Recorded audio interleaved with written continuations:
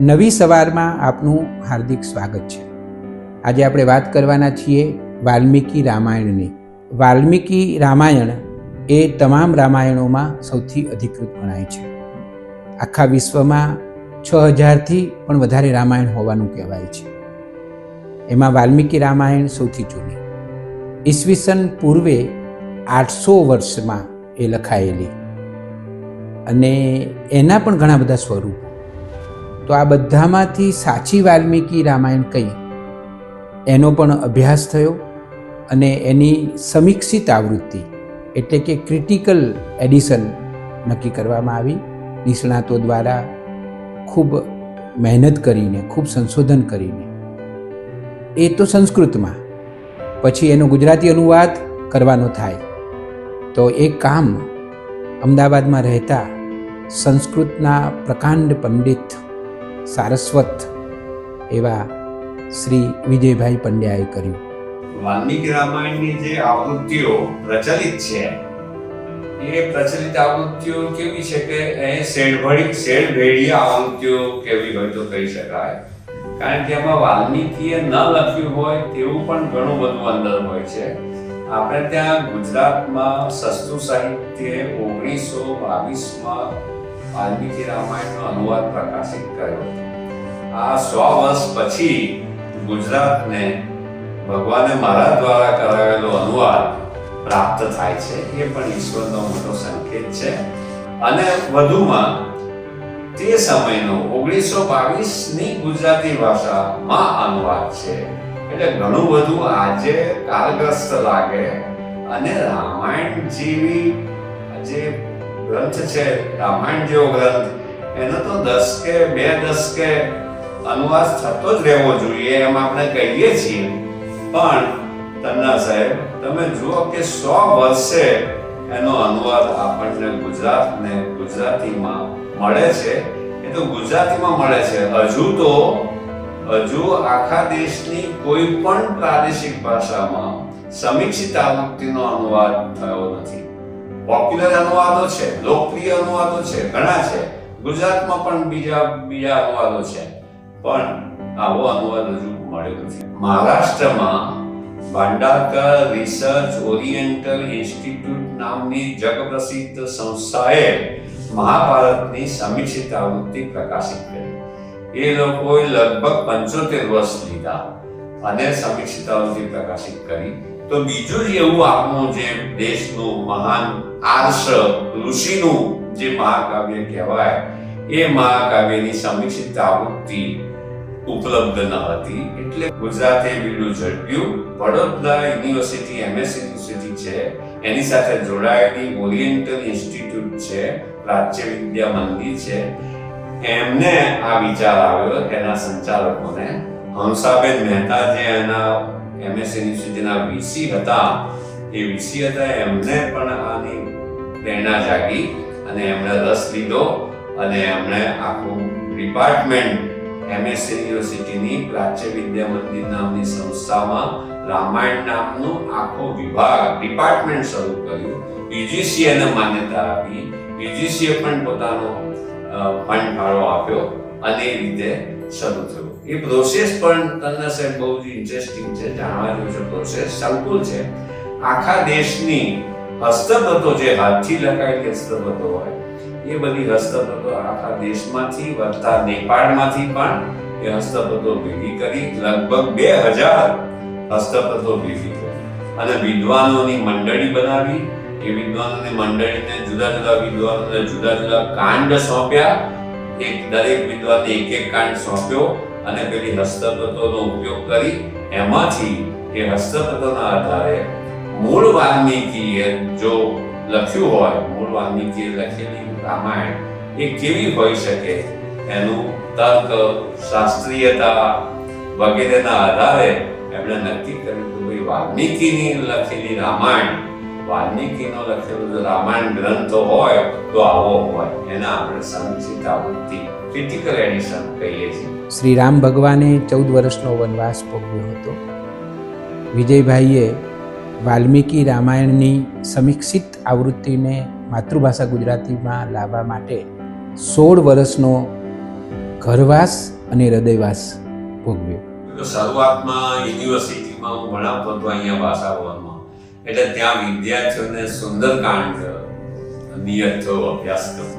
હવે વિદ્યાર્થીઓ પાસે આવું કોઈ મેટર હતું નહીં, એટલે મને થયું કે આપણે વિદ્યાર્થીઓને સુંદરકાંડ આપવો જોઈએ. એટલે પહેલું મેં સમીક્ષિત આવૃત્તિનો સુંદરકાંડ લીધો અને એનો અનુવાદ અને એની પ્રસ્તાવના એ સતત પ્રકાશિત કર્યો.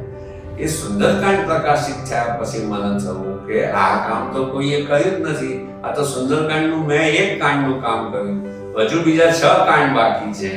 એટલે મને થયું કે વાય નોટ ધ રિમેનિંગ 6, બાકીના 6 કાંડનું કામ પણ આપણે કેમ ન કરીએ. એટલે ભગવાને મને વિચાર આપ્યો, સદબુદ્ધિ આપી કે કર તું, તારા માટે જ, તું આના માટે જ નિર્માયેલો છે, એમ કરીને ભગવાને મને કહ્યું અને મેં આ કામ ઉપાડ્યું. અત્યારે મારા 3 કાંડ આવી ગયા છે: બાલકાંડ, અયોધ્યાકાંડ અને સુંદરકાંડ.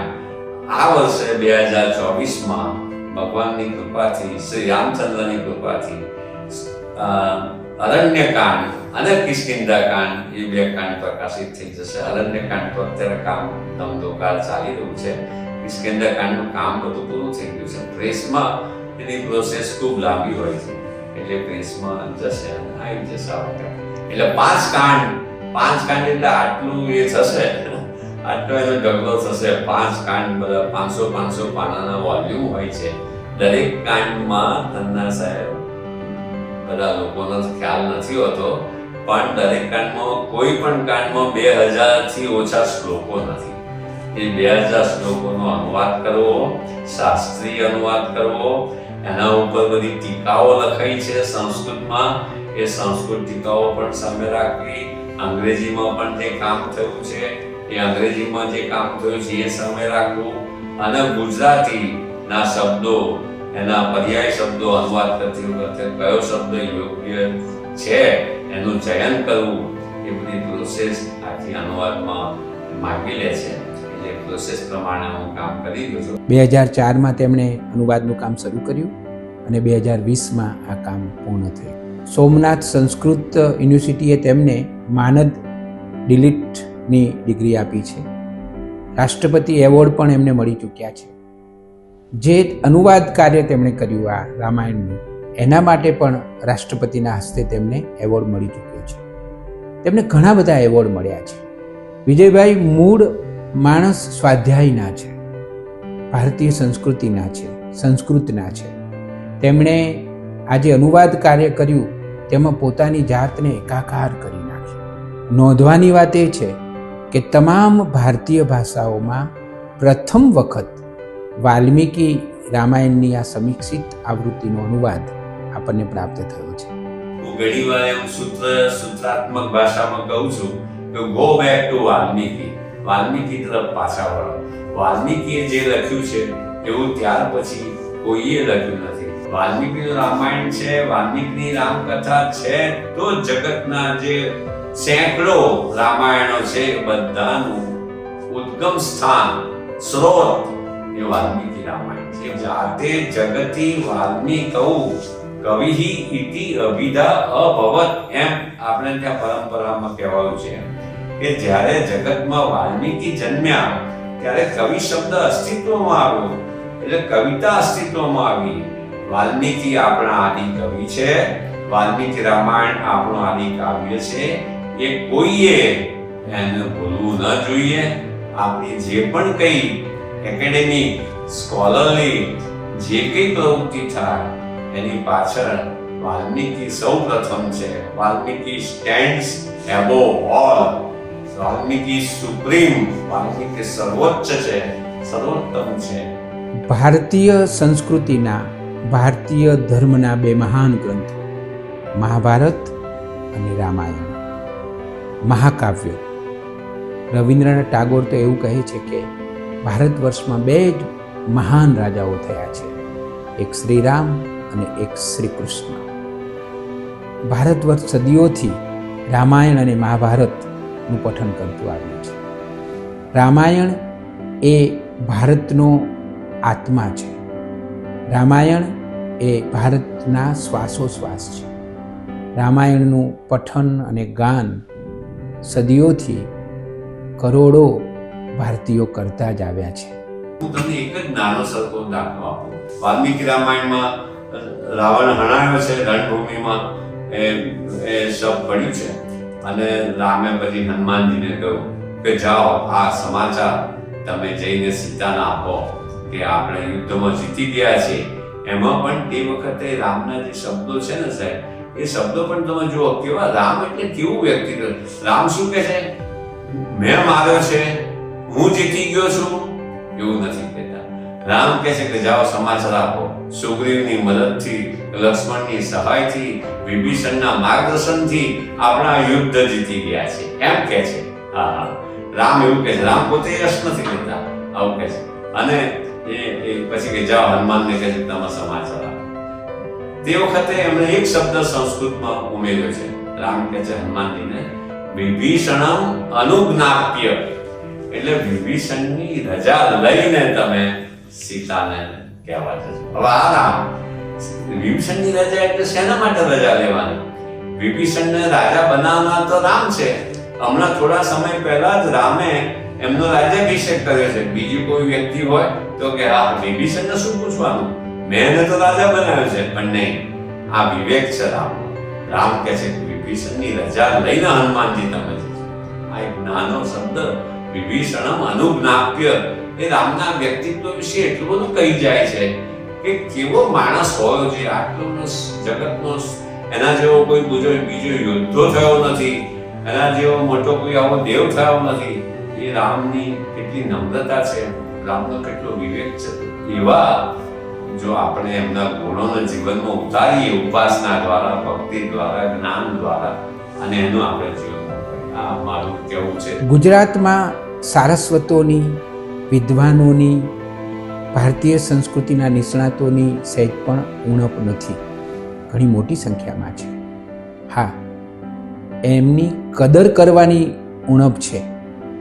વિજય પંડ્યા એક ગૌરવવંતા ભારતીય, જેમણે હિમાલય જેટલું આવડું મોટું સુંદર કામ કર્યું, પરંતુ પત્રકારત્વના એક વિદ્યાર્થી તરીકે, સંશોધક તરીકે મને એવું લાગે છે કે આપણે એમની જેટલી કદર કરવી જોઈએ એટલી કદર કરી નથી. એનું એક કારણ એ પણ છે કે આપણે સંશોધનમાં ખાસ રસ લેતા નથી. લોકપ્રિયતાવાળા જો વિષયો હોય છે એમાં વ્યક્તિ એક નાનકડું કામ કરે તો પણ આપણે એના ઉપર ઓવારી જઈએ છીએ. પરંતુ 16 વર્ષનું તપ કરીને કોઈએ એક મહાન અને ઐતિહાસિક કાર્ય કર્યું હોય તોય આપણે એમની કદર કરવામાં થોડાક મોડા પડીએ છીએ અને મોડા પણ પડીએ છીએ. પોઝિટિવલી વિચાર કરીએ તો એક સુંદર કામ થયું છે અને આપણા બધા માટે આ ગૌરવની વાત.